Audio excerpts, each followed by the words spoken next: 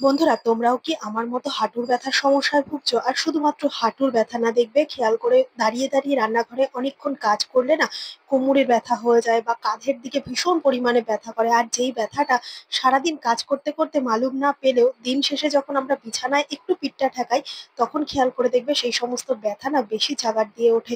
আর এতটাই ব্যথা করে তখন মনে হয় হঠাৎ করে যদি একটা পেন ক্লিয়ার খেয়ে আমরা ব্যথাটাকে কমিয়ে ফেলতে পারি তাহলে অনেকটাই আরাম পাবো। আর এই একই রকম কারণে কিন্তু দীর্ঘদিন ধরে পেন ক্লিয়ার খেতে খেতে আমাদের কোথাও গিয়ে কিন্তু অনেকটাই ক্ষতি হচ্ছে। আর যেই কারণে আমরা প্রতিনিয়ত কোনো না কোনো কারণ ছাড়াই ভুগতে থাকি। তো বন্ধুরা, আজকে এমন কিছু ঘরোয়া হোম রেমেডি তোমাদের সাথে শেয়ার করব, যেভাবে শুধুমাত্র তোমরা ব্যথা না, আর সেটা যে কোনো জায়গার ব্যথা কিন্তু খুব সহজেই কমিয়ে ফেলতে পারবে।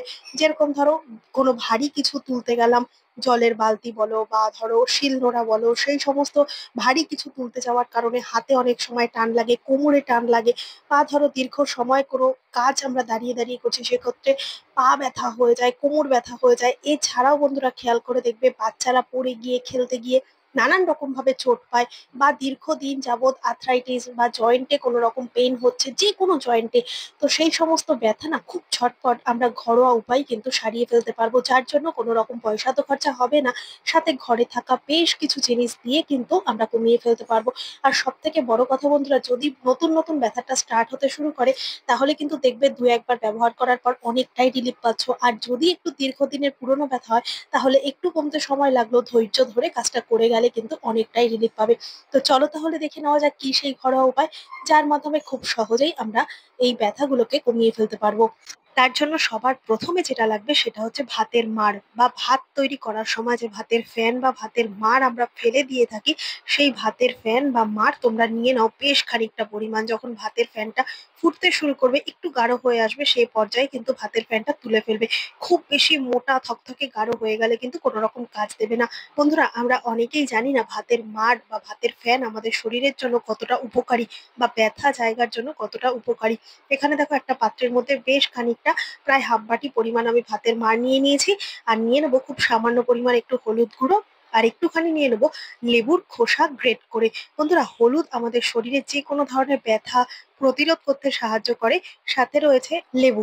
লেবুতে যতটা না ভিটামিন সি আছে, লেবুর খোসায় রয়েছে তার দ্বিগুণ পরিমাণ ভিটামিন সি। আর ভিটামিন সি কিন্তু আমাদের রোগ প্রতিরোধক ক্ষমতা বাড়াতে সাহায্য করে, সাথে আমাদের যে কোনো ব্যথা জায়গা কিন্তু খুব সহজেই আরাম দেয়। এবার একটা চামচের সাহায্যে ভালো করে এই মিশ্রণটাকে গুলিয়ে নিয়ে কিন্তু আমরা গরম থাকতে থাকতে কাজটা করে নেবো।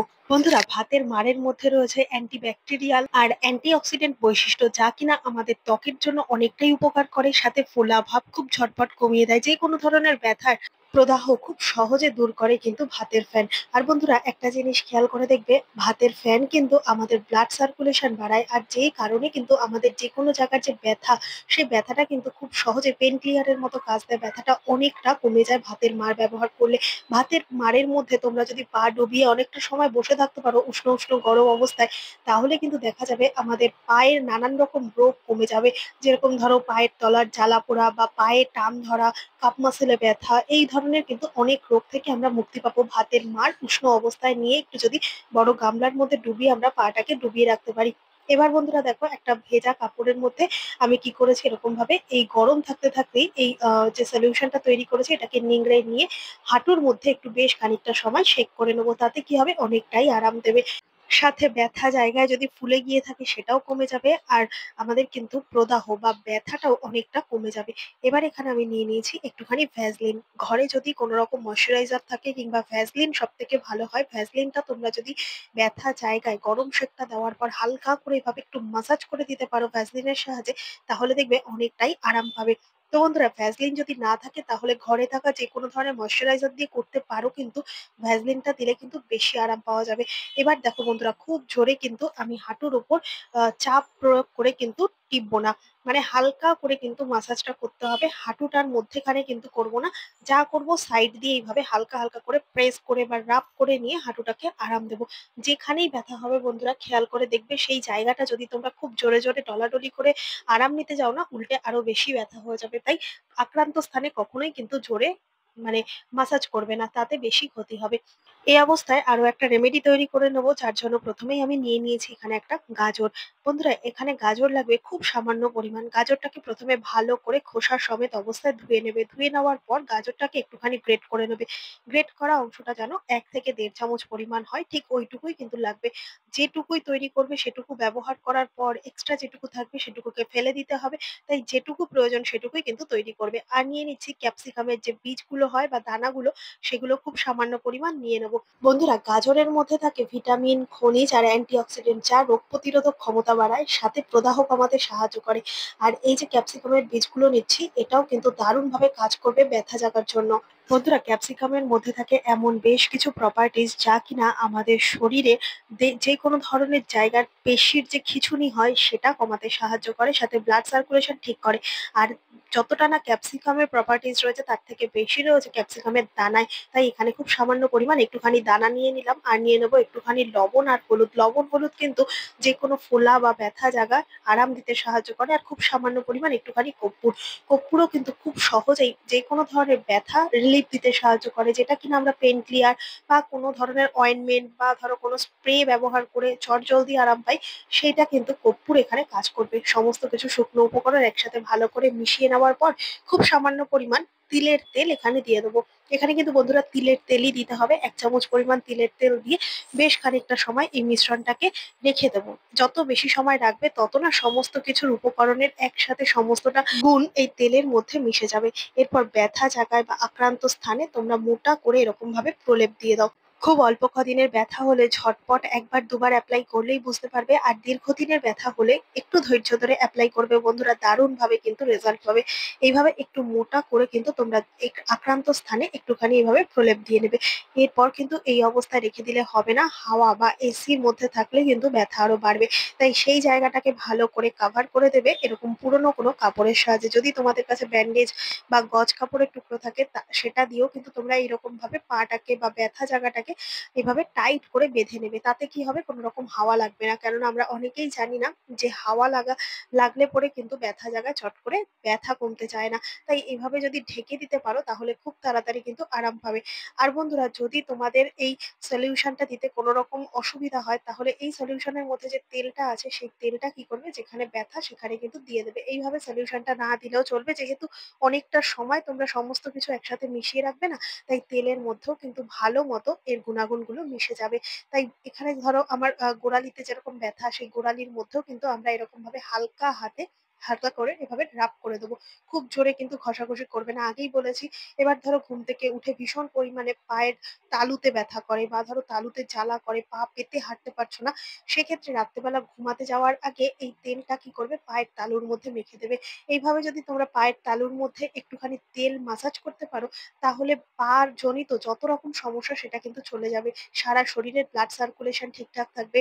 সাথে করে আমাদের পায়ের যে কাপ মাসেলে অনেক সময় টান ধরে বা ভীষণ পরিমাণে ব্যথা হয়, সেটাও কিন্তু কমে যাবে। এবার বেশ অনেকটা সময়, প্রায় আধা ঘন্টা 1.5 ঘন্টা এই অবস্থায় কিন্তু তোমরা এই কাপড়টাকে এইভাবে মুড়ে রাখবে। বা যদি সারা রাত রেখে দিতে পারো, খুবই ভালো হয়। এরপর শুকনো করে মুছে নাও, কোনো রকম জল কিন্তু লাগানো যাবে না। আর এরপর আরো একটা দারুণ এমন একটা হোম রেমেডি তোমাদের সাথে শেয়ার করব, যেটা কিনা শুধুমাত্র রাতের বেলা ব্যবহার করতে পারো। আর খুব পরিমাণ যদি ব্যথা হয়, সেক্ষেত্রে দিলে না তোমরা এতটা রিলিফ ফিল করবে, তোমরা ধারণা করতে পারবে না। তার জন্য এখানে নিয়ে নিয়েছি খোসা সমেত চীনাবাদাম। বন্ধুরা, অনেক সময় হয় এরকম খোসা ছাড়া চীনাবাদাম পাওয়া যায়, তাতে কিন্তু হবে না। খোসা সমেত যদি চীনাবাদাম নিতে পারো, তার কিন্তু গুণাগুণ অনেক বেশি আমাদের ব্যথার কাজে। তো এখানে দেখো আমি 8-10টা বাদাম নিয়ে নিয়েছি। আর অবশ্যই খোসা সমেতই কিন্তু নিতে হবে। একটা ভারী কিছুর সাহায্যে এভাবে কিন্তু একটুখানি থেতো করে নেব। বন্ধুরা, চীনাবাদামের মধ্যে থাকে ফাইবার, যা প্রদাহ কমাতে সাহায্য করে। আর এটি কিন্তু একটা বাত রোগের লক্ষণ। এছাড়াও খোসা সমেত চীনাবাদামের মধ্যে থাকে ম্যাগনেসিয়াম, ক্যালসিয়াম, পটাশিয়াম আর জিঙ্ক, যা কিনা হাড়ের স্বাস্থ্য বজায় রাখতে সাহায্য করে। এখানে একটু মিহি করে গুঁড়ো করে নেবে। যদি মিক্সিতে করতে চাও, তাহলেও করে নিতে পারো। এরপর দেখো বন্ধুরা, এই চীনাবাদামটা থেতো করার পর না, দেখবে একটুখানি চীনাবাদাম থেকে ভীষণ পরিমাণে একটা তেল তেল বেরোবে। আর এই তেলটাই কিন্তু দারুণ ভাবে কাজ করবে আমাদের শরীরের ব্যথা কমানোর জন্য। থেতো করে নেওয়া চীনাবাদামের মধ্যে দিয়ে দেবে ঘরে থাকা যে কোনো ধরনের হোয়াইট কালার টুথপেস্ট, তবে খুব সামান্য পরিমাণ টুথপেস্ট দেবে। আমরা অনেকেই জানি না টুথপেস্ট শুধুমাত্র আমরা ক্লিনিং এর কাজে ব্যবহার করি। তো বন্ধুরা, যদি আমরা সঠিক জায়গায় সঠিকভাবে যদি ব্যবহার করতে পারি টুথপেস্ট, তাহলে অনেক কাজ দেবে। যেহেতু টুথপেস্টের মধ্যে একটা ঠান্ডা ভাব রয়েছে, তাই ব্যথা জায়গা খুব তাড়াতাড়ি কিন্তু আমাদের রিলিফ দেবে, সাথে অ্যানাস্থেসিসের কাজ করবে।